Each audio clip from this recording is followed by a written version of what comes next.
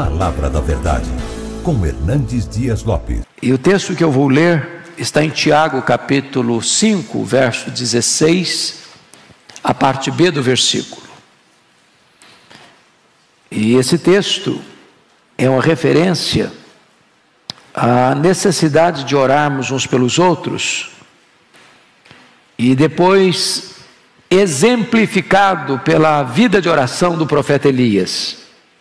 Mas o verso 16, a parte B, está escrito: muito pode, por sua eficácia, a súplica do justo. Vamos repetir isso? Muito pode, por sua eficácia, a súplica do justo. É um fato que Deus é soberano. É um fato que Deus faz todas as coisas conforme o conselho da sua vontade. É um fato que Deus está assentado no trono e tem as rédeas da história em suas mãos. É um fato que a vontade de Deus prevalece. Entretanto, Deus, na sua soberania,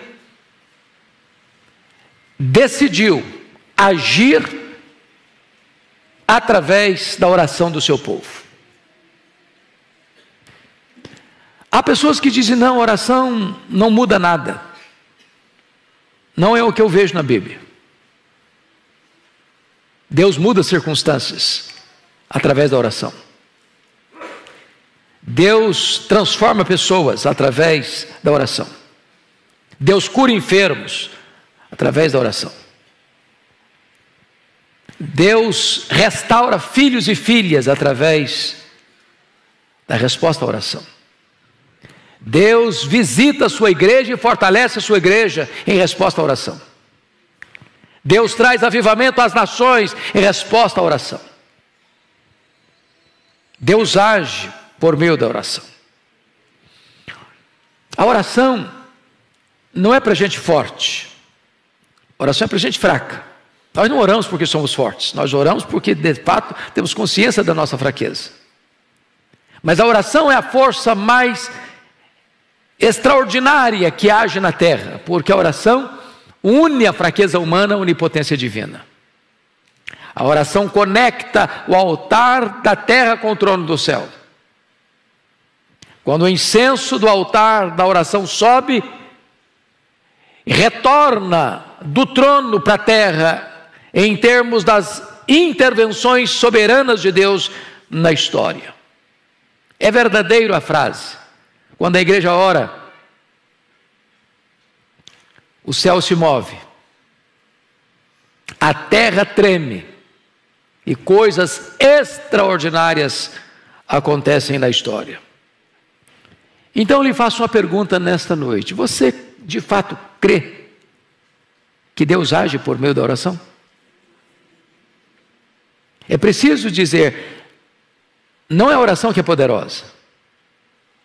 Poderoso é o Deus que responde à oração. Mas você crê nisso?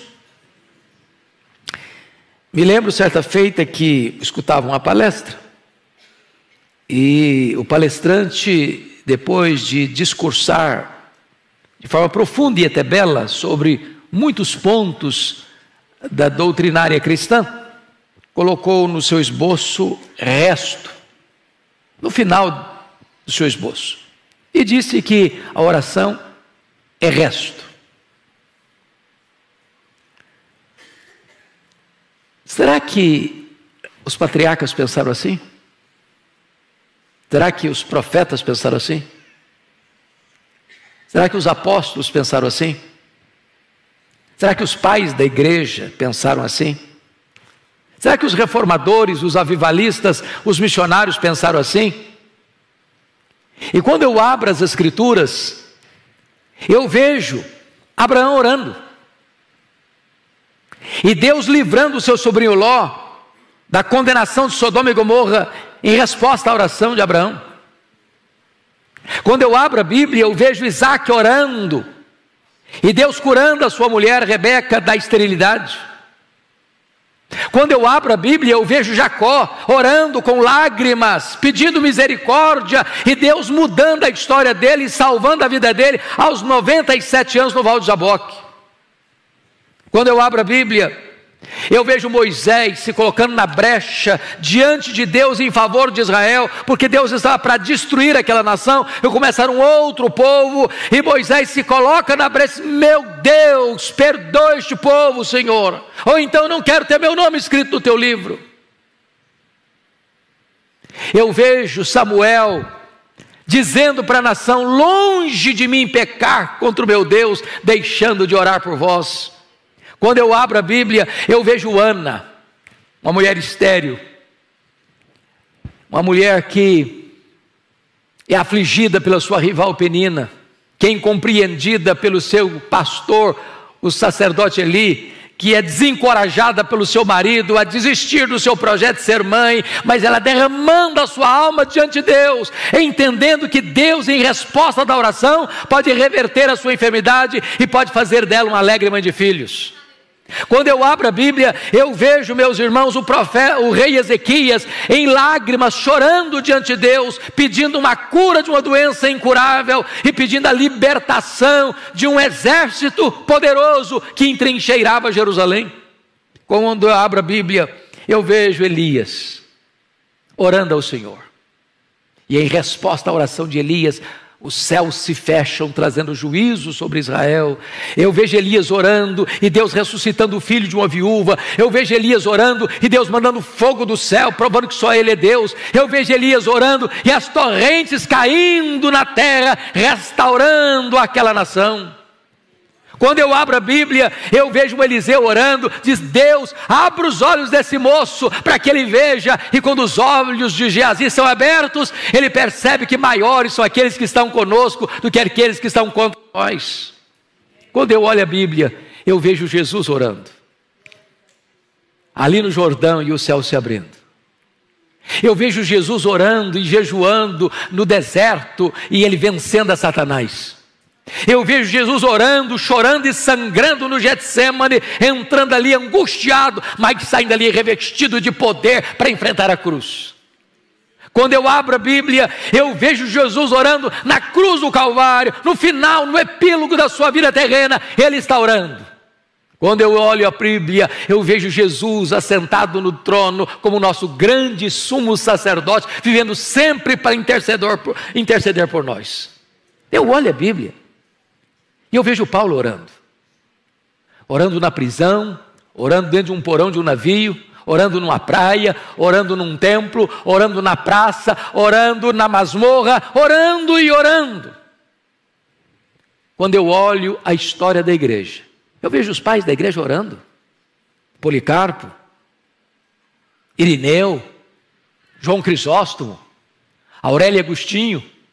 Quando eu abro o livro da história, eu vejo os nossos irmãos pré-reformadores orando: John Wycliffe, John Hus, Jerônimo Savonarola. Quando eu abro o livro da história, eu vejo os reformadores orando, eu vejo Lutero orando, eu vejo Calvino orando, eu vejo John Knox orando e clamando e chorando diante de Deus: dá-me a Escócia para Jesus, senão eu morro.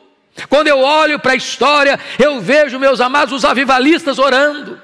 E o avivamento chega em 1739 na Inglaterra, e o avivamento chega em 1745 na Nova Inglaterra, em Massachusetts. Quando eu vejo os avivalistas orando, eu vejo o grande avivamento de 1857 nos Estados Unidos, eu vejo o grande avivamento de 1904 no país de Gales, eu vejo o grande avivamento de 1907 na Coreia do Sul, eu vejo o grande avivamento, meus amados irmãos, na missão Quatsabanta em 1966, quando a igreja ora, o Espírito Santo é derramado sobre o seu povo. Quando eu abro o livro da história, eu vejo os missionários orando: William Carey, Hudson Taylor, eu vejo David Brainerd, eu vejo Carlos Studd, eu vejo John Hyde orando, e orando, e orando.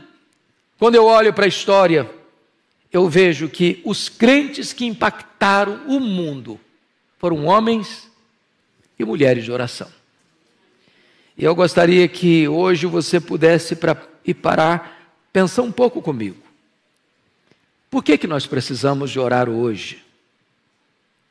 Porque este avivamento que nós tanto desejamos na nossa vida, dentro da nossa casa, atingindo os nossos filhos, reverberando para a igreja, impactando a sociedade, transformando a tessitura da nação, vem em resposta da oração. Não foi assim no Pentecostes? Quando o Senhor Jesus Cristo se dirigiu aos seus discípulos dizendo: permanecei na cidade até que do alto sejais revestidos de poder. E eles entenderam que esse permanecer não era um permanecer calados ou acomodados ou omissos ou acovardados, porque diz a Escritura lá em Atos 1,14 que todos retornaram para o cenáculo e todos perseveraram unânimes em oração e fizeram isso durante 10 dias ininterruptamente, quando de repente, num domingo, às 9 horas da manhã, os céus se fenderam, o Espírito Santo foi derramado, um vento impetuoso entrou naquela casa, línguas como de fogo pousando uma sobre cada um deles, e todos ficaram cheios do Espírito Santo e passaram a falar em outras línguas as grandezas de Deus. Eu vejo, meus amados irmãos, que a oração é a base do avivamento. Está escrito lá em 2 Crônicas 7,14: se o meu povo, que se chama pelo meu nome, se humilhar e orar e me buscar e se converter dos seus maus caminhos, então eu ouvirei dos céus, perdoarei os seus pecados e sararei a sua terra. Eu encontro na Escritura lá em Isaías 44,3 que Deus vai derramar água sobre o sedento e derramar torrentes sobre a terra seca. Deus quer um povo que tenha sede dele, que tenha fome dele, que o anseie mais do que as riquezas deste mundo. E então, quando a terra estiver seca e quando o povo estiver sedento, Deus manda água sobre o sedento, Deus manda torrentes sobre a terra seca.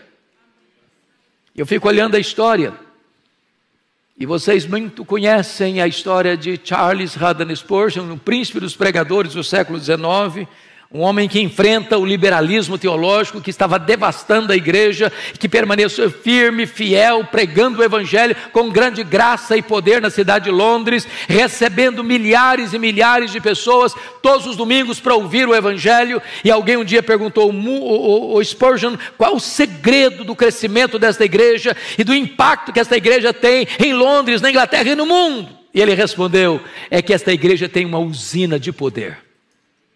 E perguntaram: o que significa isso, uma usina de poder? Ele respondeu: esta igreja tem uma reunião de oração toda segunda-feira, onde centenas, onde milhares de pessoas vêm para buscar a face de Deus. E tem mais, no baixo do púlpito, onde estava o púlpito, havia uma sala, e ali tinham os irmãos que enquanto ele pregava, os irmãos oravam, e quando ele sentia que precisava mais de poder, ele batia o pé no assoalho, e isso soava lá embaixo, e eles fortaleciam ainda mais o clamor aos céus, e desta maneira ele entendia que não há poder na palavra, a não ser que haja um povo comprometido com oração, porque não há púlpito com poder, com bancos vazios de oração.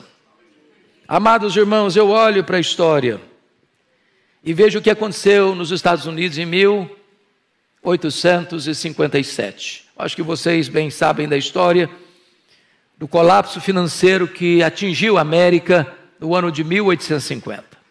Naquela época, os bancos faliram, as estradas de ferro que transportavam seus produtos por país afora entraram em colapso. O desemprego era galopante, a economia estava em frangalhos, e então é nessa situação de grande crise financeira e econômica que um missionário urbano, Jeremias Lampier, no dia 1º de julho de 1857, assume o posto de um missionário urbano. E então ele escreve um folheto, e ele distribui esse folheto em Nova York. E ele chama homens de negócio, porque ele era um homem de negócio, para vir orar com ele num hotel em Nova York. Na primeira semana vieram 6 pessoas. Na segunda semana tinha 40 pessoas. Em 6 meses tinham 10.000 homens orando em Nova York por um grande avivamento espiritual. Em 2 anos, mais de 2 milhões de pessoas convertidas. Fruto desse avivamento, um jovem de 26 anos, que estudou no seminário de Princeton, ouvindo Charles Hodge pregar um sermão de missiologia, ele me diz: meu Deus, eu quero ir para o Brasil, Alguém diz: você é louco, aquele país é um país muito pobre, aquele país tem doenças endêmicas, você é filho caçula, a sua mãe já está idosa, você tem igrejas grandes aqui na América que podem receber você. E ele diz: o lugar mais seguro para um homem estar é no centro da vontade de Deus. E como fruto desse avivamento, ele vem ao Brasil e chega aqui no dia 12 de agosto de 1859 para plantar a Igreja Presbiteriana do Brasil, fruto daquele poderoso avivamento espiritual. Amados, o texto é claro: muito pode, por sua eficácia, a súplica do justo. E eu queria aqui trazer apenas 5 aplicações do que significa isso. Primeiro, Deus liberta filhos cativos por meio da oração. Nós estamos aqui porque mães têm se levantado para colocar diante de Deus os seus filhos. E quantos filhos foram alcançados pela graça? Porque mães estiveram na brecha, sem duvidar, com perseverança, como aquela mãe cananeia, cuja filha estava endemoniada. Aquela moça não tinha condições de ir a Jesus, nem de fazer qualquer pedido a Jesus. Ela vivia totalmente tomada e dominada por forças malignas. A sua mãe, embora gentia, a sua mãe, embora não tivesse tanto conhecimento, mas ela vai a Jesus, e ela clama a Jesus, e ela insiste com Jesus, e ela persevera em buscar a Jesus, e o milagre acontece na sua vida. O Senhor Jesus liberta a sua filha.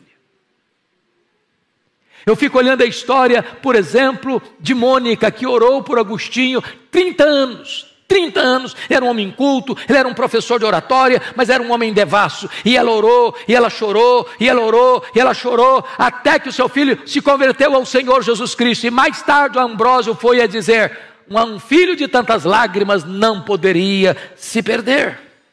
Deus age e liberta e salva por meio da oração. Eu não sei quantas de vocês, ou quantos de vocês já leram o meu livro Mães Intercessoras, que eu tive o privilégio de convidar Dona Eusa Lidório para prefaciar. Dona Eusa Lidório, no prefácio desse livro, narra uma história que o Ronaldo Lidório vivenciou entre os quechuas, no Sendero Luminoso, lá no Peru, quando ele era ainda seminarista. Ele foi para lá para fazer um trabalho missionário. E naquele tempo, o Sendero Luminoso, um grupo terrorista, estava prendendo cristãos, matando cristãos. E todos sabiam que se um Sendero Luminoso entrasse numa igreja e capturasse alguém, era impossível capturar essa pessoa ou resgatar essa pessoa com vida. E o Ronaldo estava pregando, quando entra o Sendero Luminoso, e apanha ele e é o companheiro dele. Colocaram um capuz, jogaram dentro de um carro e saíram às pressas para ser levado para o pelotão do fuzilamento, para o paredão do fuzilamento. E o Ronaldo relata o fato de que houve muita angústia no coração dele. E naquele período em que ele estava sendo levado e sabendo para onde ele estava sendo levado e qual seria o seu destino, ele disse: meu Deus, eu não estou em paz. Então, se o Senhor quer que eu morra, o Senhor me dê paz. Mas se o Senhor me der vida, eu quero consagrar mesmo a minha vida para dedicar toda a minha história para a pregação do Evangelho. Mas curiosamente, naquela noite, a sua mãe, que estava aqui no Brasil, foi despertada, inquietada, angústia na alma, e ela levantou da sua cama e andava de um lado para o outro, de um lado para o outro, diz: meu Deus, eu não sei o que está acontecendo com meu filho, eu não sei o que está ocorrendo com ele, mas eu estou com o coração aflito. Então, Senhor, onde ele estiver, como ele estiver, manda os teus anjos, envia o teu socorro, traz o teu livramento. E o Ronaldo disse que quando ele estava sendo levado, tirado do carro para ir para o paredão, passa um carro com muito barulho e o toma e o enfia dentro do carro e sai correndo com ele. E ele foi liberto de uma maneira extraordinária, porque naquela noite Deus levantou uma mãe aflita, mas intercessora, para colocar-se na brecha em favor do seu filho. Deus responde oração, e levanta filhos, e restaura filhos, e salva filhos, em resposta à oração de sua mãe. Mas amados, notem vocês que Deus reverte situações humanamente impossíveis em resposta de oração. Quantas pessoas que já escutei isso: na oração não muda nada, oração só muda você, mas Nada vai mudar em Deus. Irmãos amados, o Senhor diz, a Bíblia ensina assim: pedi, dar-se-vos-á, buscai e achareis, batei e abrir-se-vos-á, porque todo que pede, recebe, todo que busca, encontra, todo que bate, abrir-se-lhe-á. Nada tendes, diz a Escritura, porque nada pedis. Então, quando você pede, você recebe. Pense comigo na história do rei Ezequias. O próprio Deus tinha mandado o profeta Isaías na casa dele para dar uma ordem, um veredito, um ultimato: põe em ordem a tua casa porque morrerás. E Ezequias ora e chora, e Deus muda o quadro, Deus muda o diagnóstico, Deus muda a sentença, Deus muda o ultimato, e manda de volta o profeta lá dizendo: olha, eu ouvi a tua oração, eu ouvi as tuas lágrimas, e eu te curarei, e eu libertarei Jerusalém do poder da Síria. Olha a história comigo de Pedro, lá em Atos 12, ele está preso, guardado numa prisão de segurança máxima, com 3 escoltas de 4 soldados cada uma.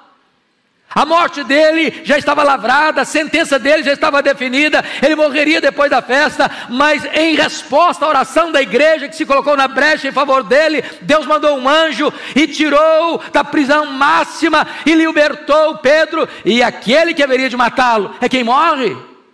Deus reverte a situação em resposta à oração. Olha comigo a história de Paulo e Silas.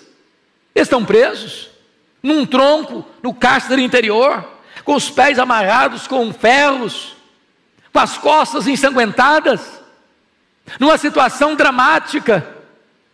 Mas diz a Escritura que por volta da meia-noite eles cantam e eles oram, e Deus manda um terremoto, e a única coisa que me impressiona é que esse terremoto só quebra as algemas e só abre as portas, mas não traz nenhuma consequência, nenhum desastre, nem nada cai na cabeça deles, nenhuma pessoa soterrada, e apenas os grilhões são partidos.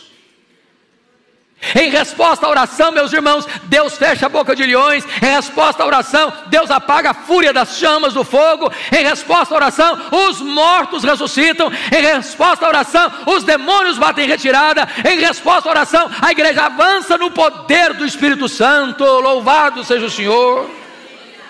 Quando a igreja ora, Deus age. Deus age.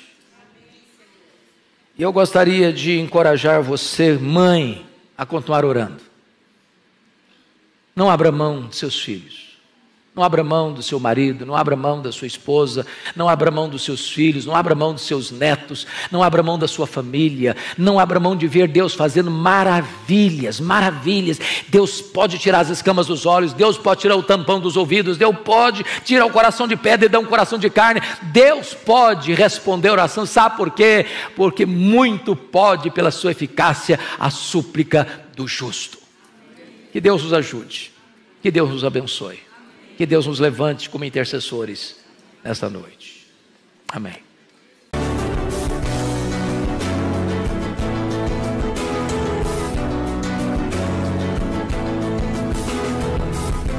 Palavra da Verdade, com Hernandes Dias Lopes.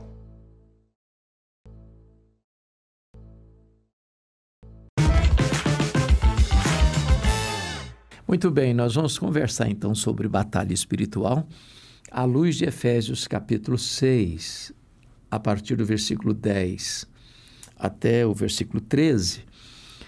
E esse é um dos textos clássicos da Bíblia sobre este tão importante assunto. Nós estamos numa guerra, não há campo neutro, não estamos blindados, nós vivemos expostos a perigos reais, enfrentando inimigos perigosos, malignos, perversos, que, embora invisíveis, eles estão aí, como que nos rodeando, procurando uma brecha, procurando nos tragar. E Paulo está concluindo esta carta, chamada Carta aos Efésios, que é a rainha das suas epístolas. Ele está preso em Roma, na sua primeira prisão, nos anos 61, 62, e ele escreve esta carta a esta igreja que tornou-se notória pela sua influência, superando, inclusive, as igrejas de Jerusalém e de Antioquia da Síria. Paulo ficou nesta cidade de Éfeso 3 anos, plantando esta igreja, consolidando esta igreja, onde ele experimentou um dos maiores reavivamentos da história, porque numa cidade de mais de 300 mil habitantes, numa cidade sede do culto à deusa Diana, cujo templo era uma das 7 maravilhas do mundo antigo, numa cidade fortemente marcada pela idolatria e pelo ocultismo, Paulo viu a palavra de Deus prevalecendo, a idolatria recuando, os ocultistas convertendo-se a Cristo e queimando em praça pública os seus livros de magia. Através daquela igreja, igrejas foram plantadas em toda a província da Ásia Menor. Cidades como Esmirna, Pérgamo, Sardes, Tiatira, Laodiceia, Colossos e Herápolis. E agora, Paulo escreve para esta igreja a chamada carta eclesiológica para tratar de verdades tão importantes. No capítulo 1, ele trata da soberania de Deus na salvação. No capítulo 2, ele trata da história da redenção, mostrando que, por meio de Cristo, judeus e gentios formam uma única igreja, corpo de Cristo. No capítulo 3, ele trata do mistério do Evangelho e ora para que a igreja seja revestida com poder. No capítulo 4, ele trata da unidade da igreja, fazendo aplicações importantes à vida prática da igreja. No capítulo 5, Paulo vai tratar da nova vida em Cristo, da plenitude do Espírito Santo, da vida em família, mostrando o papel da esposa, do marido, dos filhos e dos pais. E ele conclui esta importante epístola tratando da batalha espiritual. E nesse contexto, a primeira coisa fundamental para entendermos é que nós estamos em guerra. Nós não vivemos num campo neutro. O mundo jaz no maligno. Há uma luta espiritual ferrenha. E ninguém fica dispensado dessa luta. Quem não é um guerreiro é uma vítima. E a primeira coisa que precisamos compreender no trato desta matéria é contra quem não é a nossa luta. No versículo 12, Paulo diz: a nossa luta não é contra carne e sangue. Isso significa que a nossa luta não é contra pessoas. Seu verdadeiro problema não é seu pai, sua mãe, seu filho, sua filha, sua nora, seu genro, seu sogro, sua sogra, seus cunhados, seus vizinhos, seus colegas de trabalho, seus concorrentes no mercado. Entrar nesta batalha, guerreando contra pessoas, é lutar contra a pessoa errada. As pessoas não são as adversárias contra as quais devemos lutar. Elas deveriam ser nossas aliadas. E quando você transforma um aliado em inimigo, você transforma o inimigo em aliado. A segunda coisa que Paulo vai mencionar neste assunto tão importante é contra quem é a nossa luta. E no versículo 11, ele vai dizer: revesti-vos de toda a armadura de Deus para poderdes ficar firmes contra as ciladas do diabo. Então ele define o inimigo, é o diabo. O diabo não é um Deus caído, é um anjo caído.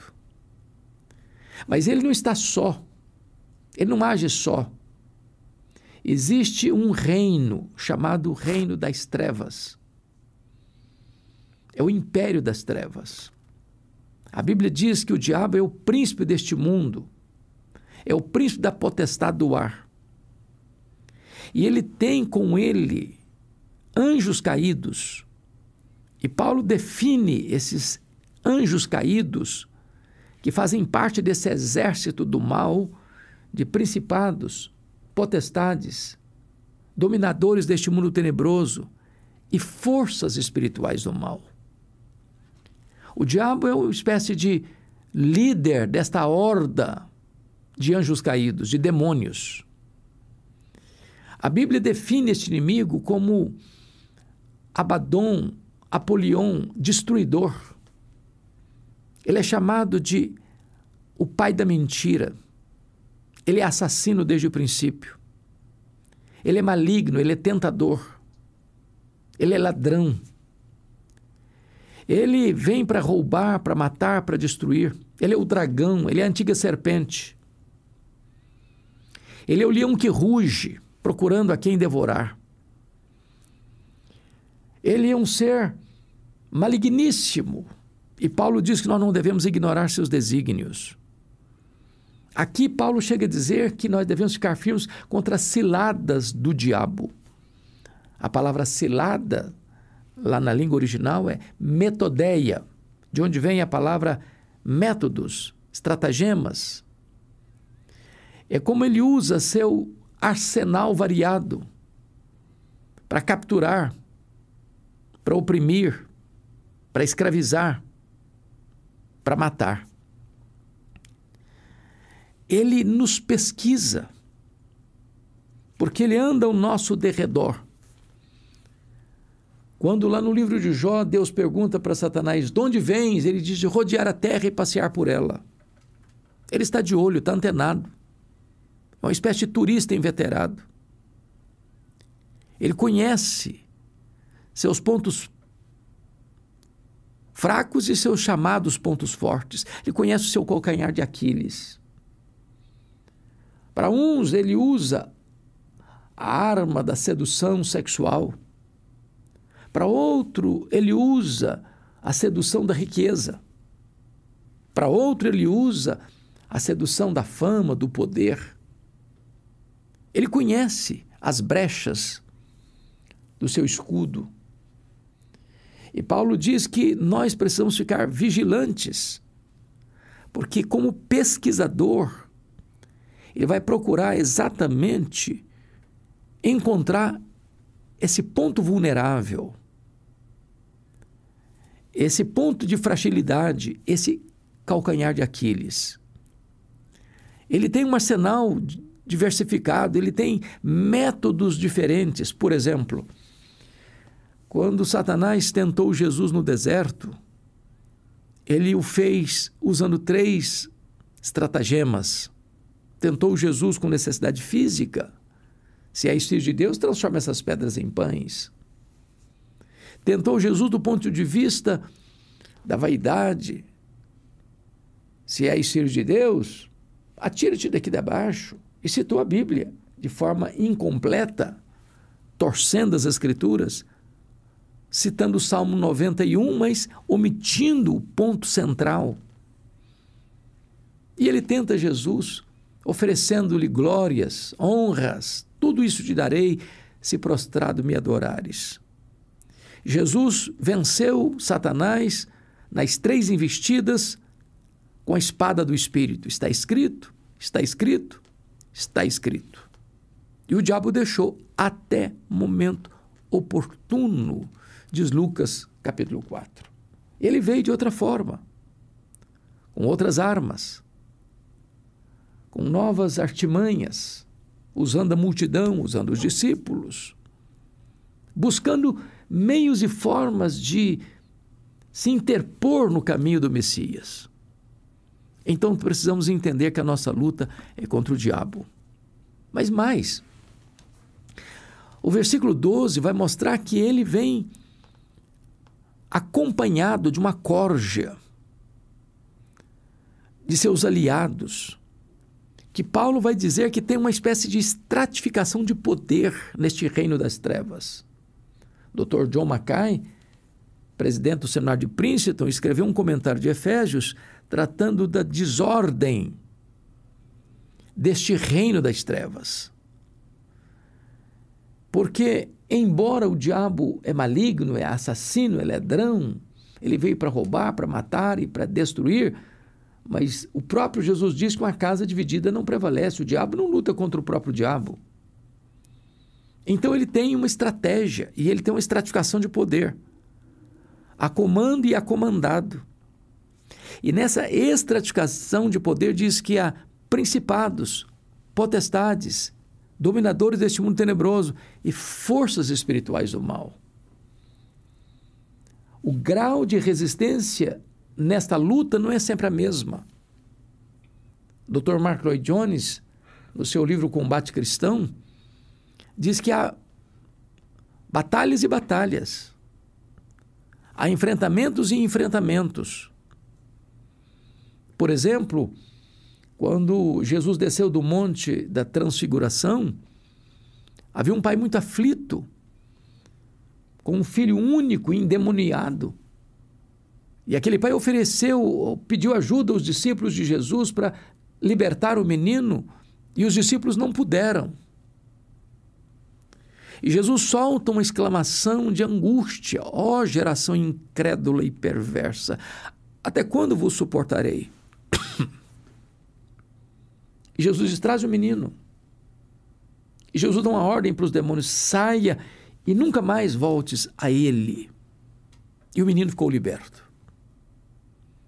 Mais tarde os discípulos perguntaram: por que nós não podemos expulsar os demônios daquele menino? E Jesus respondeu: esta casta só sai com oração e jejum. Há graus de resistência maior ou menor. E nós precisamos estar atentos a isso nesta batalha espiritual. O apóstolo Paulo vai mostrar para nós, então, que nós estamos numa luta contra um inimigo que é invisível, que é astucioso, que é maligno, que é perverso, que vem para arruinar, para desequilibrar, para ferir, para machucar, para agredir, para denegrir, para arruinar sua vida, sua reputação, para jogar lama na sua cara, para desconstruir seus valores, para acorrentar pessoas no cipoal dos vícios, das mazelas, da iniquidade. Quantas pessoas prisioneiras! Jesus chegou a afirmar que aquele que pratica o pecado é escravo do pecado. A Bíblia menciona isso, que o pecado é maligníssimo. E esta é a artimanha deste inimigo, é levar você à prática do pecado, a viver na dependência do pecado. E eu fico olhando a sociedade hoje, vendo, por exemplo, quantas pessoas estão prisioneiras das drogas, da depravação sexual, do álcool, da avareza, da ganância insaciável. Quantas pessoas estão prisioneiras da idolatria, se prostrando diante de ídolos que fabricaram com as suas mãos ou de ídolos que forjaram na sua mente. Quantas pessoas prisioneiras ao ocultismo, ao próprio explícito satanismo, pessoas que adoram conscientemente a Satanás. Vivemos numa sociedade onde se aplaude o erro, onde se incensa o pecado, onde se abusa e faz troça da virtude. Há uma mente maligna por trás da escravidão do homem, da opressão humana, da violência às crianças, do abuso das crianças, da erotização das crianças, da confusão mental na mente das crianças, dizendo que uma menina pode ser um menino e que um menino pode ser uma menina numa fase primária da infância. Existe uma mente por trás de todo esse sistema, de todo esse esquema de desconstrução da vida, do casamento, da família, dos valores, dos pilares da sociedade. E Paulo está nos dizendo que a nossa luta não é contra carne e sangue, mas contra esses principados e potestades. É muito importante você agora compreender comigo o que Paulo vai nos dizer no versículo 13. Portanto, tomai toda a armadura de Deus para que possais resistir no dia mau e depois de teres vencido tudo, permanecer inabaláveis. Paulo está nos ensinando aqui que nós não temos condições de enfrentar este inimigo de cara limpa, na nossa própria força, usando a nossa própria estratégia. Paulo disse lá em 2 Coríntios 2,11 que nós não podemos ignorar os desígnios de Satanás.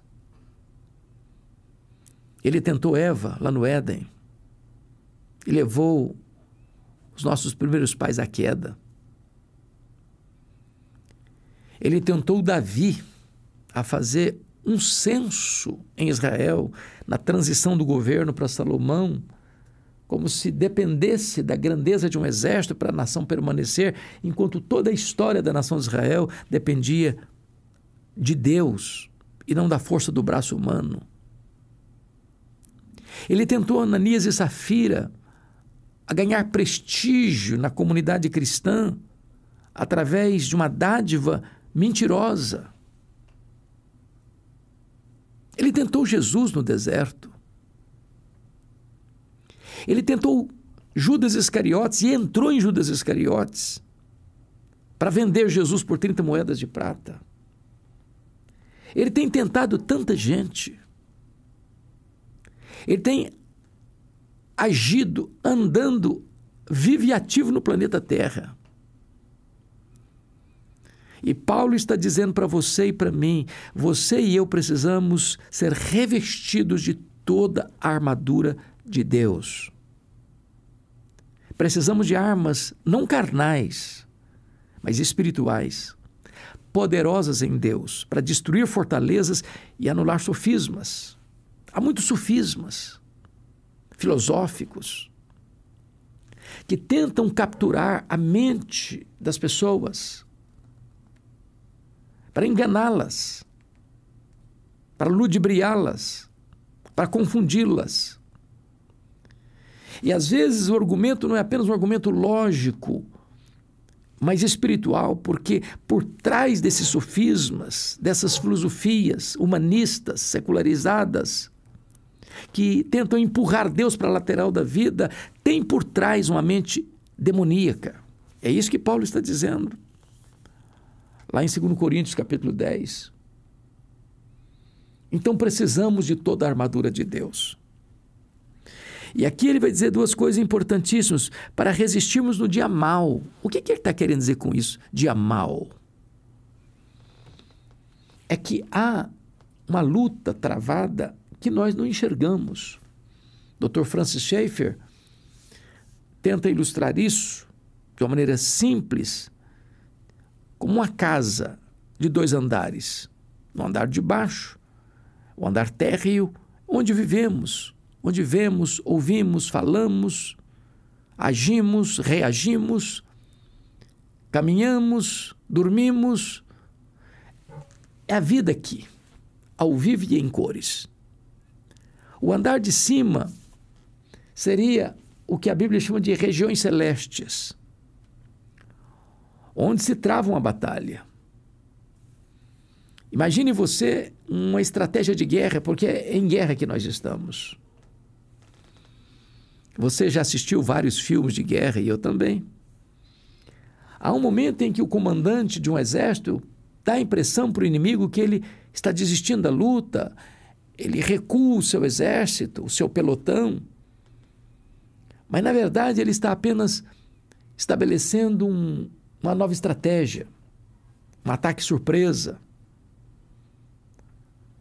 E às vezes é nessa estratégia de um ataque surpresa é que o inimigo é vencido. Então imagine você que de repente sua vida está tão tranquila, tão sossegada, e você quase que tira férias de Deus. Não tem problema, está com saúde, está com dinheiro, família está bem, está tudo bem, você está tranquilo, não tem nenhum problema à vista, nenhum cenário de preocupação, as nuvens estão claras, o sol está brilhando, é céu de brigadeiro, é navegação em águas esmaltadas, nenhuma luta pela frente parece. E de repente, sem que você perceba, se acorda, parece que o mundo está contra você. Parece que as nuvens estão escuras. Uma tempestade desaba sobre a sua cabeça. Os problemas vêm em pencas em cima de você. É o dia mau. É como se tivesse uma ordem do andar de cima para o andar de baixo. Chumbo grosso no fulano. E de repente parece que tudo se transtorna. Aquilo que era comum fica estranho. Aquilo que você administrava com tanta habilidade, agora foge do seu controle. É o dia mau. E se você não entender a natureza dessa luta espiritual, você começa a guerrear contra gente, contra pessoas, carne e sangue. E nem percebeu que você está diante de uma luta espiritual. Mas Paulo vai dizer uma segunda coisa nesse versículo 13 que é digno de destaque. Veja comigo, por gentileza. Ele diz assim: e depois de vencerdes tudo, permanecerem inabaláveis. Não há situação onde você seja tão vulnerável como quando depois de uma grande vitória. O ser humano tem a tendência de, depois de uma grande luta e de uma grande vitória, ensarelhar as armas, baixar a guarda, botar no ponto morto e descansar. O que o texto está dizendo é que, ao vencer um round da luta, a guerra não terminou. Fique firme, vigilante, porque outras ciladas estão aí no caminho. Outros estratagemas estão sendo costurados para, com armas diferentes, em cenários diferentes, usando pessoas diferentes, capturar você. Não sei se você chegou a ler, ou melhor dizendo, assistir ao filme O Advogado do Diabo. Como aquele filme termina. E, de repente, com propósitos tão positivos de não entrar mais nos mesmos trilhos escorregadios que se seguiu no passado, propósitos firmados, e, de repente, o diabo entra na jogada com outro estratagema, quem sabe trazendo debaixo dos holofotes suas virtudes, seu propósito de não negociar mais princípios e valores, botando você lá no pedestal, acendendo as luzes da ribalta sobre a sua vida. E tudo isso pode ser mais uma cartada do inimigo para capturar você. Vigilância. A eterna vigilância é o preço da liberdade. Fique firme depois da vitória, para que você não seja apanhado nesse enredo, nesse laço mortífero.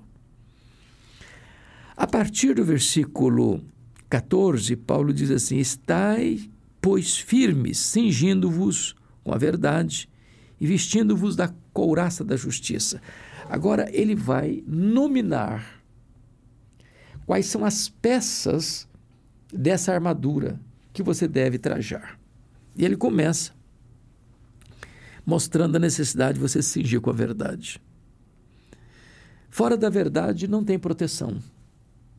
Se o diabo é o pai da mentira, onde tem mentira, ele está encontrando flancos abertos, brecha na armadura. E ele diz: vestindo-vos da couraça da justiça. Essa justiça é a justiça de Deus imputada a nós, que nós chamamos de justificação. Eu não me apresento fiado nas minhas obras, ou nos meus méritos, ou nos meus predicados morais, ou nos meus valores éticos, ou pleiteando algum direito porque eu tenho créditos diante de Deus. Não. Deus não justifica o justo, Deus justifica o ímpio que crê no justo. Não há justo nenhum sequer, diz a Bíblia. Todos pecaram e destituídos estão da glória de Deus. Mas quando eu creio em Jesus, o justo, que morreu pelos injustos, a justiça do justo é colocada na conta dos injustos, e isso significa que lá no tribunal de Deus, você que crê no Senhor Jesus é declarado justo. Em outras palavras, Deus lançou sobre o seu Filho a nossa dívida e Ele a quitou com o seu sangue, e agora é creditado na nossa conta toda a justiça de Cristo. Então, os olhos de Deus estão justificados. Isso é uma couraça. Você saber que você se apresenta a Deus não fiado nas suas justiças, que aos olhos de Deus não passam de trapos de imundícia, mas você chega confiado na justiça de Cristo que é imputada a você. Vamos ao versículo 15, e está escrito assim: calçai os pés com a preparação do evangelho da paz. O soldado romano usava o coturno, usava as botas, com o solado bem firme, para não escorregar.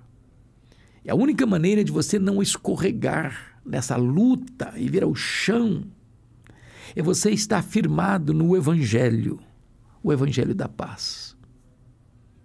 Não troque o Evangelho por doutrinas estranhas, pelas novidades do mercado da fé. O Evangelho é puro e simples, é o conteúdo da verdade de Deus revelada a nós. É a palavra de Deus, inspirada, inerrante, infalível, poderosa. Então eu quero encorajar você a estar firmado no Evangelho. Como Paulo disse para Timóteo: meu filho, guarda o bom depósito. Permanece no Evangelho, para que você possa pregar a palavra, pregar o Evangelho.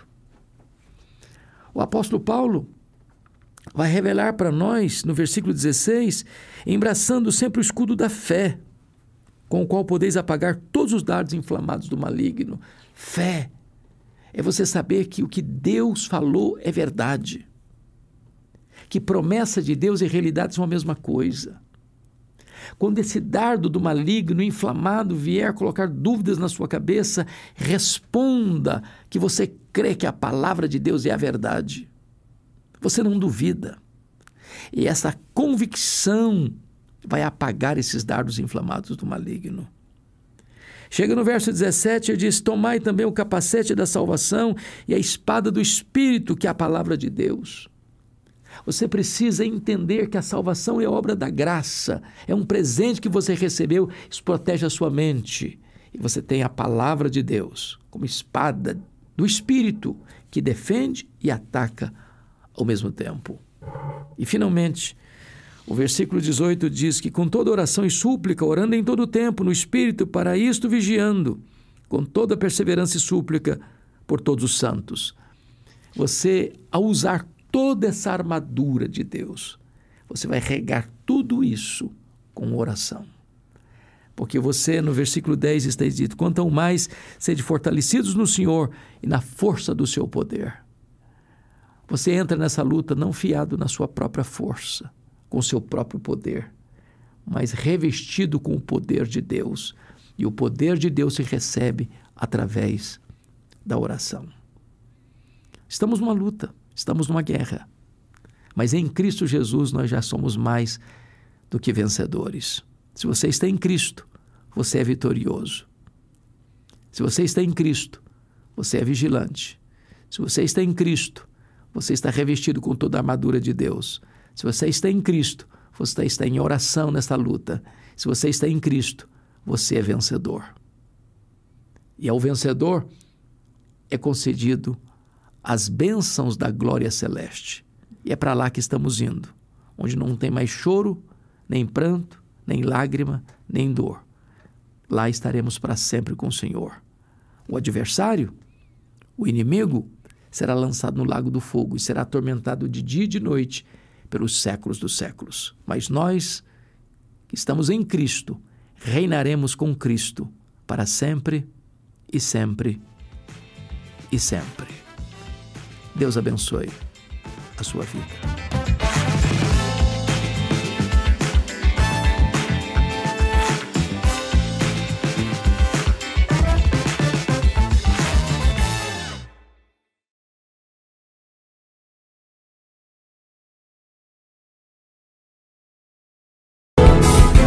Palavra da Verdade, com Hernandes Dias Lopes. Irmãos amados, vamos abrir a palavra de Deus. Profeta Jeremias. Profeta Jeremias, capítulo 33. Versículo 3. Profeta Jeremias, capítulo 33, versículo 3. Diferentemente do que tem usado, normalmente expondo um texto, hoje eu não vou tratar de uma exposição, hoje eu vou tratar de um tema, de um assunto. Portanto, vou ler o texto para fundamentar o meu tema e buscar, em outras partes da Bíblia, fundamentação para isso. Nós chamamos isso de um sermão tópico. Então, peço que você leia comigo o versículo 3. Vamos juntos? Invoca-me e te responderei. Anunciar-te-ei coisas grandes e ocultas que não sabes. Eu quero conversar com os irmãos hoje sobre oração. Oração. Não há cristianismo sem oração. Não há vida cristã sem oração. Não há famílias fortes sem oração. Não há igrejas vivas sem oração. Não há avanço missionário sem oração. Não há poder espiritual sem oração. A oração é o oxigênio da igreja. É uma evidência de que você nasceu de novo, é quando você ora. A evidência de que você vai ser um crente maduro na fé, experiente com Deus e revestido de poder, é quando você ora. Hoje então eu quero conversar um pouco com vocês sobre esse assunto. Porque quando eu olho para a Bíblia, tanto no Antigo quanto no Novo Testamento, eu vejo o povo de Deus orando. Eu vejo, por exemplo, Abraão intercedendo por Ló, que estava em Sodoma, uma cidade condenada. E Gênesis relata que Deus destrói Sodoma e Gomorra e salva Ló por causa da intercessão de Abraão, seu tio. Por meio da oração, Deus promove livramento e salvação. Eu encontro Jacó no Val de Jaboque, aos 91 anos de idade, tendo uma experiência profunda com Deus, porque Deus luta com ele, para salvá-lo. E diz a Bíblia que Jacó se agarra ao Senhor e diz: eu não te deixarei ir, se tu não me abençoares. E Deus o salva ali, e ele vê a Deus face a face ali, e a vida dele passa por uma mudança radical, a partir do Val de Jaboque, fruto da oração. Eu vejo Moisés em Cades Barneia, no momento decisivo da história do povo de Israel, quando a ira de Deus se acendeu contra aquele povo rebelde no deserto, e diz a Bíblia que Deus se propõe a criar uma nova nação por meio de Moisés, e Moisés se coloca na brecha em favor do povo e diz: Senhor, perdoa o pecado desse povo, ou risca o meu nome do livro que escreveste, e Deus ouve a oração de Moisés e poupa aquela nação. Eu vejo Ana, estéril, desprezada pela sua rival, mal compreendida pelo sacerdote Eli. não compreendida pelo seu marido, Eucana, clamando a Deus por um milagre, para ser mãe. E diz a Escritura que Deus abriu a sua madre, que ela concebeu, que ela deu à luz a Samuel, o maior profeta, o maior sacerdote, o maior juiz daquela geração, fruto da sua oração. Eu vejo o seu filho Samuel se apresentando diante da nação de Israel, dizendo o seguinte: longe de mim pecar contra Deus, deixando de orar por vós. Eu vejo o rei Ezequias enfrentando dois problemas gravíssimos no seu reinado, aos 39 anos de idade, no apogeu do seu ministério, do seu reinado. Diz a Bíblia que ele estava com a doença mortal, e diz a Bíblia que a cidade dele, Jerusalém, estava cercada, entrincheirada por um poderosíssimo exército do maior império da época, o Império Assírio. E diz a Escritura que ele ora e ele chora diante de Deus, e Deus então ouve a sua oração, e Deus então responde rapidamente. Deus o cura de uma doença mortal, Deus liberta Jerusalém de um ataque terrível, de um exército expansionista e guerreiro, através da oração. Eu vejo Daniel orando a Deus, e Deus fechando a boca dos leões naquela cova. Eu vejo Daniel orando a Deus, e Deus enviando o arcanjo Miguel para lutar nas regiões celestes em favor de Israel. Eu vejo o grande estadista, o grande administrador, o grande reformador Neemias orando por Jerusalém, chorando diante de Deus, jejuando diante de Deus, e uma cidade que estava há 142 anos debaixo de escombros, se levantando das cinzas, fruto da oração. Eu vejo o próprio Jesus, o Filho de Deus, lá no Jordão, no momento do seu batismo, orando ao Pai, o céu se abrindo, o Espírito Santo descendo sobre ele, e eu vendo ali Jesus sendo capacitado com o poder do Espírito Santo para dar início ao seu ministério, e ele vai ser um homem de oração. Ele ora no deserto, ele ora nas noites, nos ermos daqueles desertos da Judéia, ele ora no Getsêmani, ele ora na cruz, e hoje ele está no trono orando e intercedendo por você e por mim. Eu encontro na Escritura o apóstolo Paulo orando logo depois da sua conversão. Eu encontro este homem orando em noites de vigília. Eu encontro este homem orando na praia. Eu encontro este homem orando nos desertos. Eu encontro este homem orando nas sinagogas. Eu encontro este homem de joelhos, dizendo: por esta causa eu me ponho de joelhos. O maior teólogo da história da igreja cristã, um homem de oração, comprometido com oração. Eu vejo Cornélio, um soldado gentio, orando a Deus, sem uma compreensão clara ainda do que é a fé cristã, não salvo ainda, mas orando. E a Bíblia diz que as suas orações subiu até Deus, as suas esmolas subiram até Deus, e ele então é orientado a buscar Pedro, que estava em Jope, para vir à sua casa, vir à sua família, para pregar para ele e a sua família o Evangelho, e toda a sua casa é convertida, e toda a sua casa é batizada, e uma obra nova se inicia entre os gentios, a partir da família de Cornélio, fruto da oração. Eu vejo Lídia, uma empresária da cidade de Tiatira, morando na cidade de Filipos, tendo na sua casa uma reunião de oração. E a partir da sua casa e a partir daquela reunião de oração, uma igreja é estabelecida na Europa pela primeira vez, por causa de uma reunião de oração. Eu vejo a mulher Cirofenícia, com a filha endemoniada, rogando a Jesus: Senhor, socorre-me, tem compaixão de mim, porque o sofrimento da sua filha era o sofrimento da própria mãe, e então, resultado da oração daquela mulher, sua filha é liberta, a sua filha é curada. Eu vejo os discípulos de Jesus, no cenáculo, orando todos, unânimes, aguardando a promessa do Pai, o derramamento do Espírito. O Espírito Santo desce no Pentecoste para permanecer para sempre com a igreja, para revestir a igreja de poder, para o louvor da glória de Deus, avançando 10 dias, todos unânimes, em perseverança, e de repente, depois de 10 dias de oração, até chegar aos nossos dias, até chegar a você e a mim.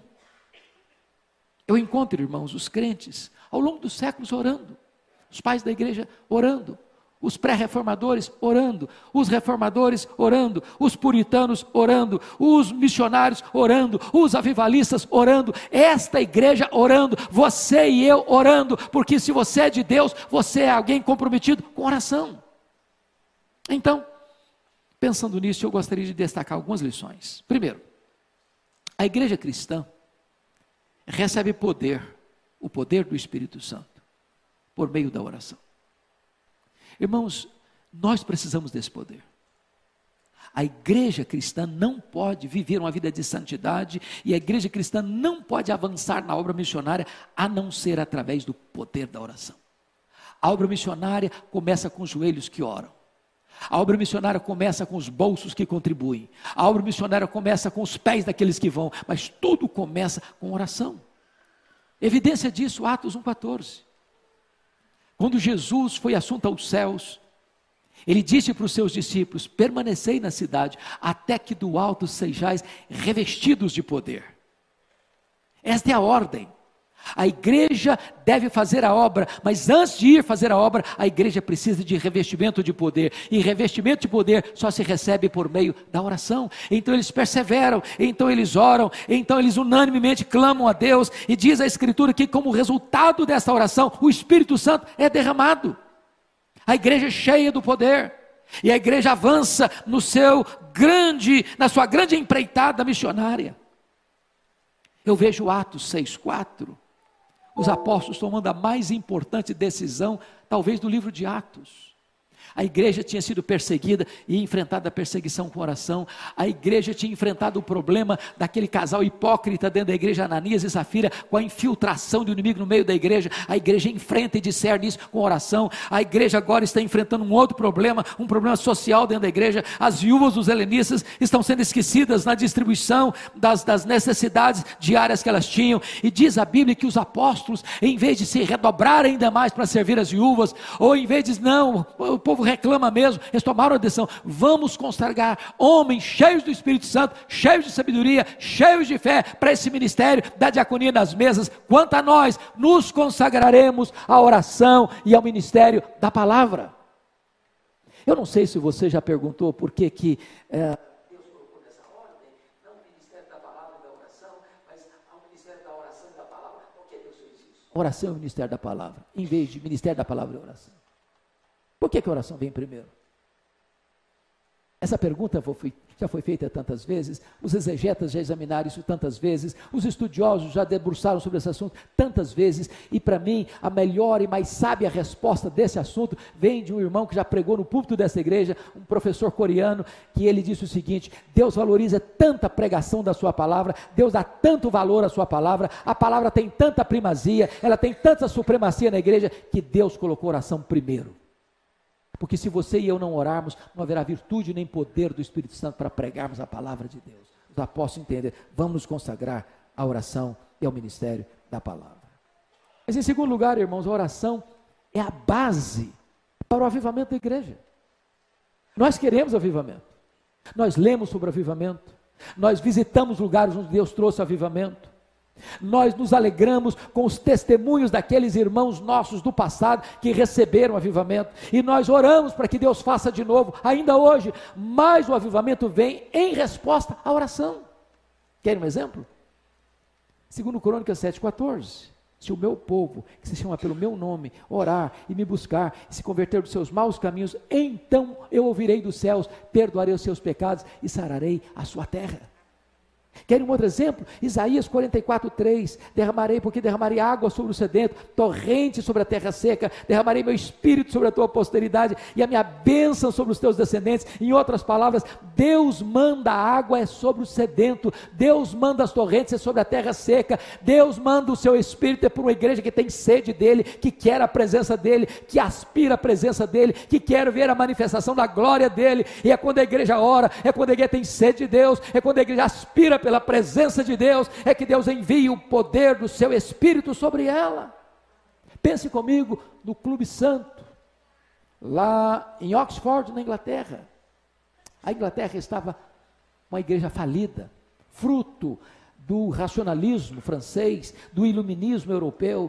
Havia uma onda de ateísmo varrendo as igrejas. Os pregadores não acreditavam mais na inerrância das escrituras. As igrejas estavam como que um vale de ossos secos. Não havia vigor na igreja, não havia brilho nos olhos das pessoas. As igrejas se reuniam, mas não tinha gente nos bancos. Os púlpitos completamente descomprometidos. Pregadores pregavam sermões mortos para auditórios vazios e sonolentos, quando de repente Deus levantou um grupo de estudantes na Universidade de Oxford, para orar por avivamento. Lá estava John Wesley, lá estava George Whitefield, lá estava Carlos Wesley, e eles oraram, e eles confessaram os seus pecados, e eles buscaram a Deus, e eles choraram diante de Deus, e eles clamaram pelas madrugadas, e numa noite de vigília de 31 de dezembro de 1739, às 3 horas da madrugada, enquanto aqueles moços estudantes oravam, os céus se fenderam, Deus derramou sobre eles poderosamente o Espírito Santo, e este avivamento varreu toda a Inglaterra, centenas de milhares de pessoas convertidas, porque um grupo de estudantes começa a buscar a Deus em oração. Pensa comigo, irmãos, no que foi a igreja do tabernáculo em Londres, no século XIX. Charles Haddon Spurgeon tinha 12 mil pessoas que domingo após domingo se reuniam naquela igreja para ouvir aquele homem de Deus pregar a palavra. E quando alguém perguntou a Spurgeon qual é o segredo do sucesso, do crescimento, do vigor desta igreja, ele disse: é porque tem uma usina de poder nesta igreja. Toda segunda-feira essa igreja se reúne para orar, derrama-se diante de Deus em oração. Todo culto, quando eu estou pregando aqui, tem um grupo de irmãos aqui embaixo, orando, clamando, chorando, rogando a Deus para que revista esta igreja com o poder do Espírito Santo. Meus amados irmãos, não há poder, não há avivamento sem oração. Eu tive o privilégio de visitar Quacis-Abanto, na África do Sul, onde houve um dos grandes avivamentos deste século passado, 1966, e eu confesso aos irmãos que eu nunca vi, foi a experiência mais marcante da minha vida, no que tange a ver um sinal de avivamento. Nunca vi tanto ambiente de santidade, de beleza, da graça de Deus, como vi naquele local. Mas como é que começou? Com oração, com choro pelo pecado, com clamor à presença de Deus, até que o Espírito Santo foi derramado, copiosamente, e os cativos foram libertos, e os enfermos foram curados, e os feiticeiros iam correndo, chorando, confessando os seus pecados. Eu vi ali um templo para 15 mil pessoas, numa fazenda, com 3 cultos por dia, e caravanas do mundo inteiro vendo ver o que Deus estava fazendo ali, fruto da oração. Mas em terceiro lugar, a oração, irmãos, é a base para a restauração de uma nação. Leia a história, e você verá isso. E eu vou lhes dar um exemplo. Acho que todos vocês já ouviram falar de Edwin Orr. Edwin Orr talvez seja o homem que mais estudou sobre avivamento no século passado. Esteve aqui no Brasil, no centenário da Igreja Presbiteriana. Este homem escreveu vários livros sobre avivamento. Num dos seus livros ele relata a crise financeira e econômica que se abateu sobre os Estados Unidos nos idos de 1850. Naquela época os bancos estavam falidos, naquela época os empresários entraram em crise, naquela época as estradas de ferro também faliram, as fábricas fecharam as suas portas, milhões e milhões de trabalhadores desempregados. Como é que aquela crise foi superada? Como é que aquele povo se ergueu? E Edwin Orr começa a fazer uma relação muito estreita com a oração que começou a surgir naquele país. E ele relata que no dia 1º de julho de 1857, um homem chamado Jeremias Lampier, um homem de negócios, assumiu o posto de missionário urbano em Nova York. A sua denominação estava perdendo milhares e milhares de membros todos os anos. E então ele imprimiu um folheto e distribuiu esse folheto na cidade de Nova York.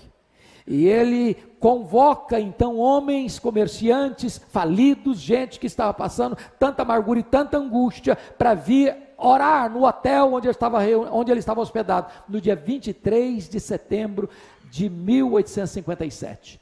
Na primeira semana, tinha 6 homens orando uma vez por semana com ele.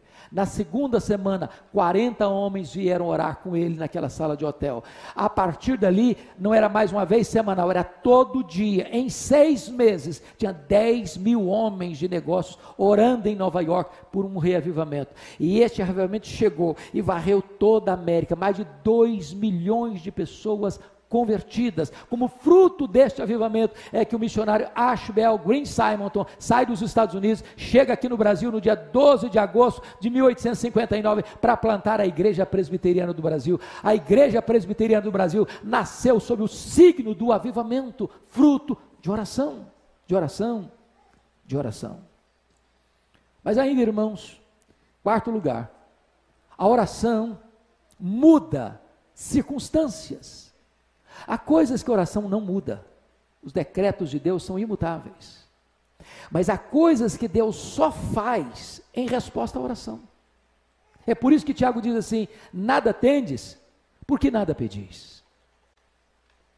Deus é soberano, Ele podia agir independentemente da igreja, Ele podia agir sem qualquer oração, mas Ele, sendo soberano, resolveu dizer e decretar que algumas coisas só vão acontecer se o seu povo orar. E eu vou lhes dar alguns exemplos.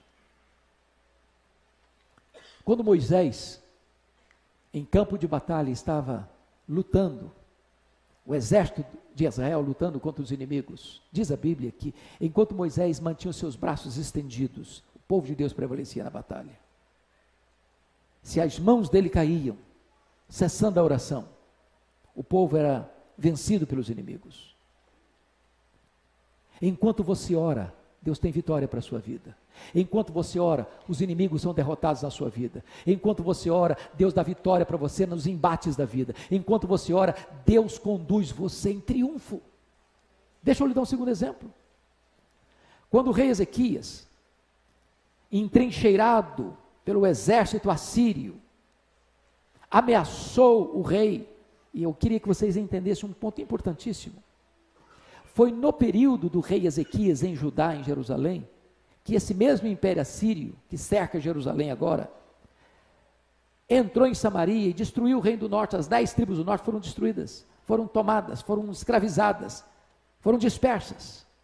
Ele derrotou aquelas 10 tribos do norte. Agora ele vem para as 2 tribos do sul, e entrincheira Jerusalém, o mesmo império, dominador, expansionista, guerreiro, sanguinário, e eles eram perversos, ninguém podia detê-los.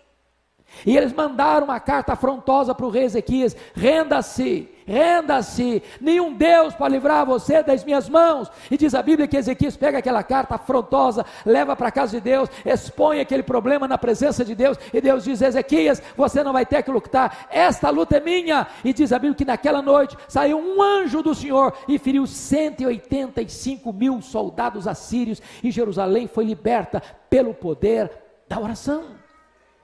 Da oração. Diz a Bíblia em Atos 12 que Pedro está sentenciado de morte, preso, guardado em segurança máxima na prisão de Herodes, mas diz a Bíblia que havia oração incessante da igreja em seu favor.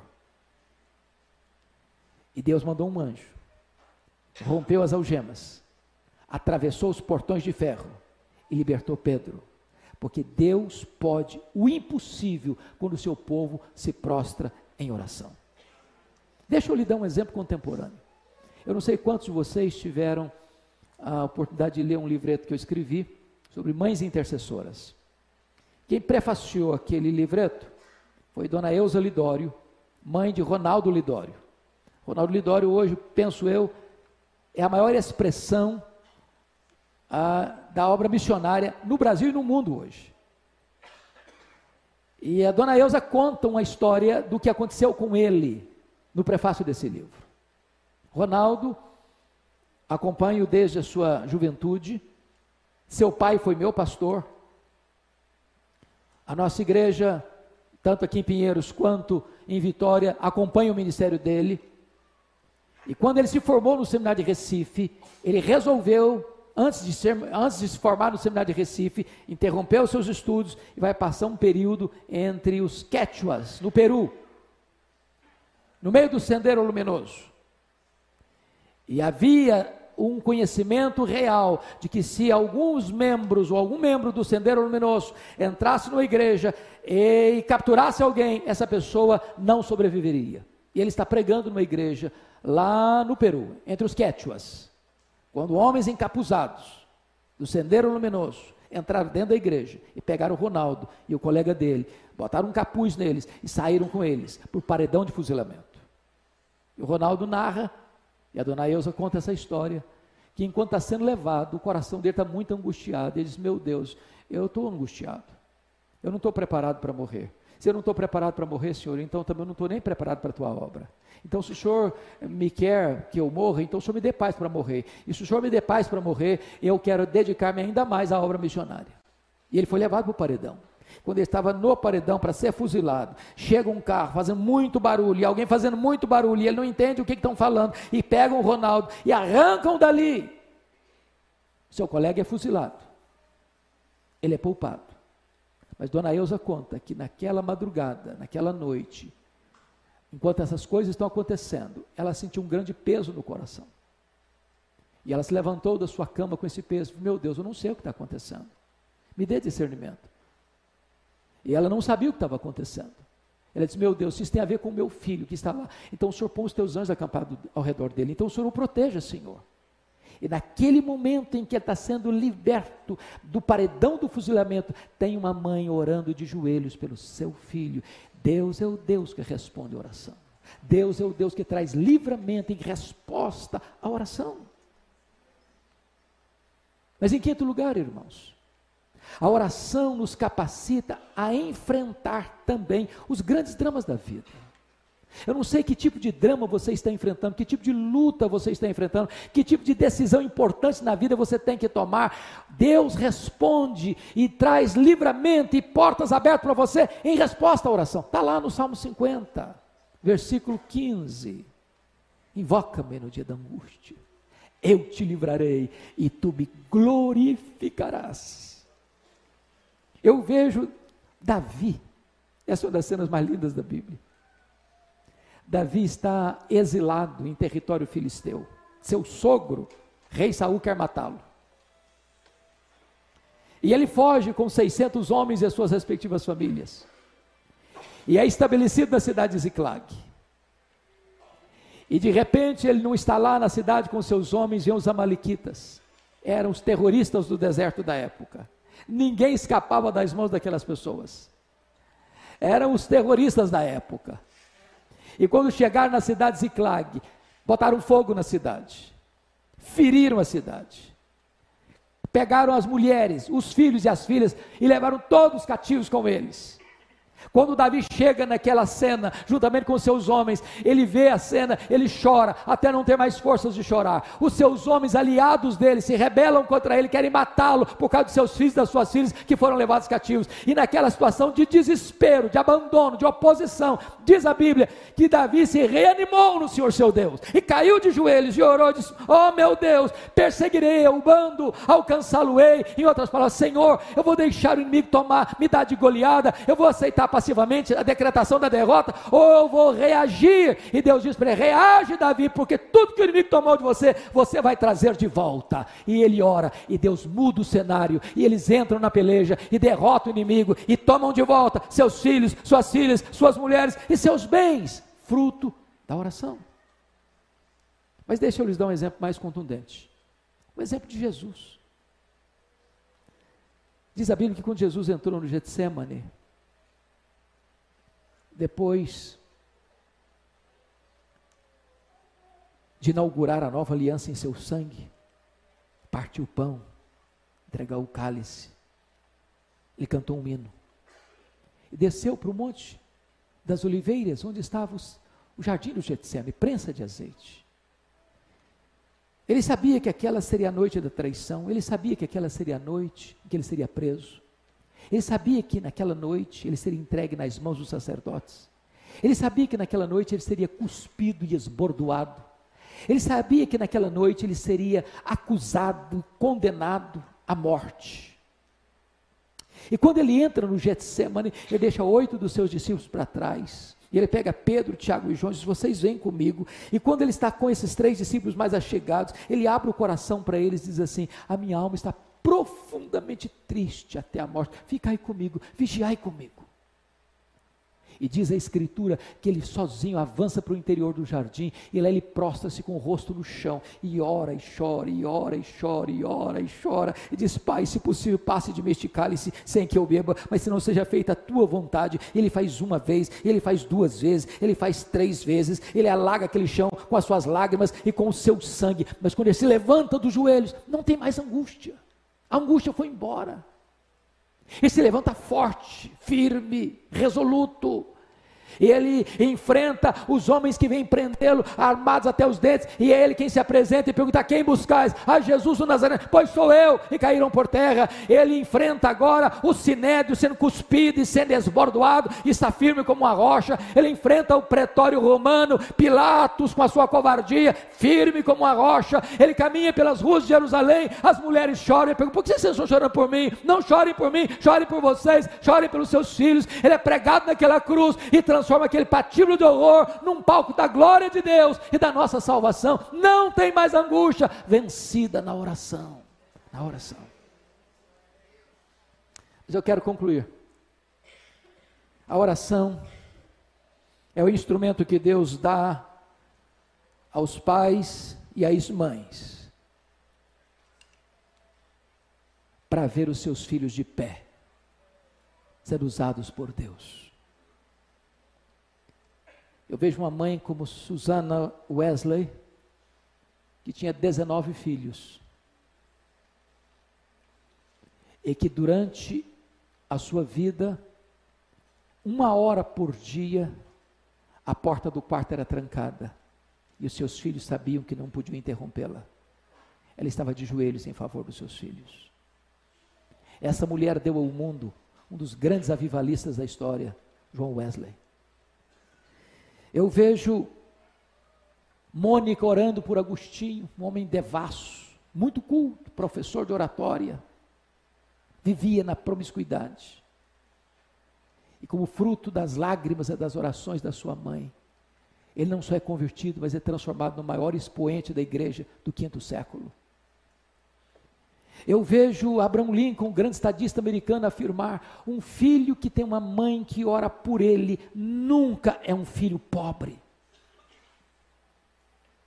Eu vejo um pastor batista, com o pastor Tim Simbala, vendo a sua filha primogênita, adolescente, sair de casa, querendo curtir os banquetes do mundo, e o pai chorando em casa. E alguém ligando para ele diz: desista dessa menina, desista dessa filha, ela não está nem aí com você. Ele diz: não posso abrir mão da minha filha, eu não posso desistir da minha filha. E então a igreja ora, e a igreja chora, e a igreja clama por ela, e Deus vai ao encontro daquela menina, desperta o coração dela, e ela volta quebrantada em lágrimas, de volta para casa, de volta para a igreja, de volta para Deus.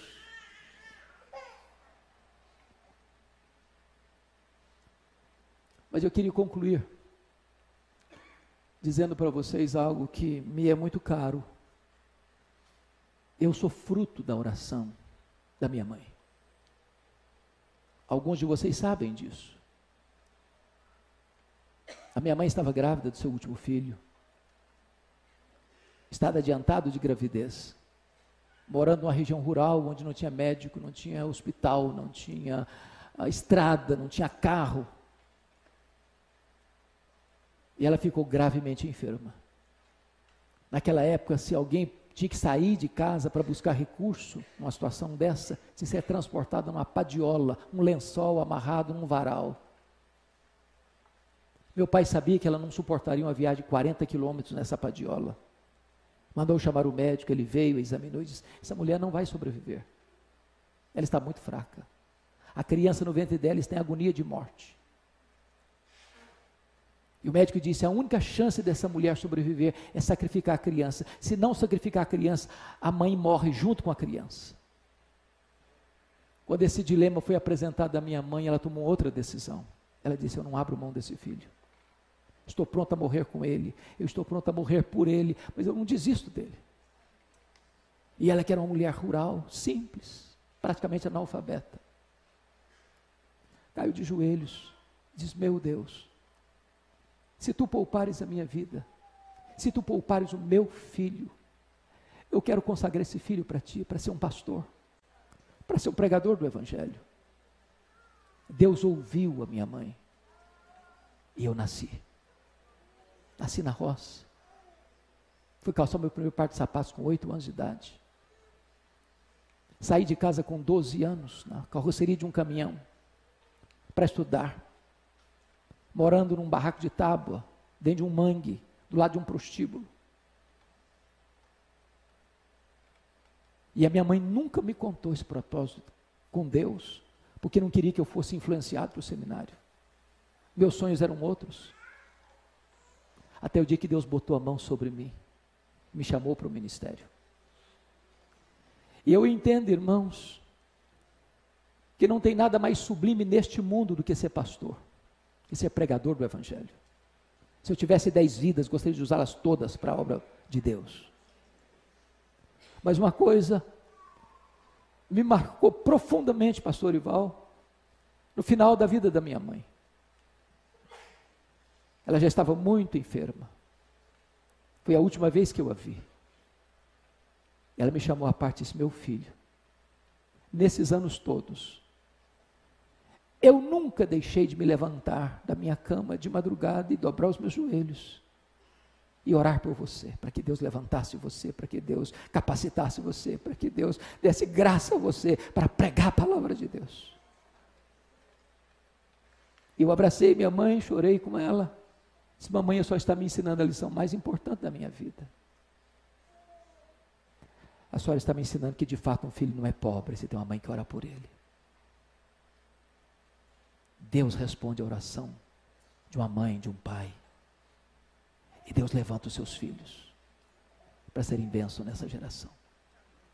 Nós precisamos conhecer o Deus que tem poder e o Deus que responde às orações do seu povo.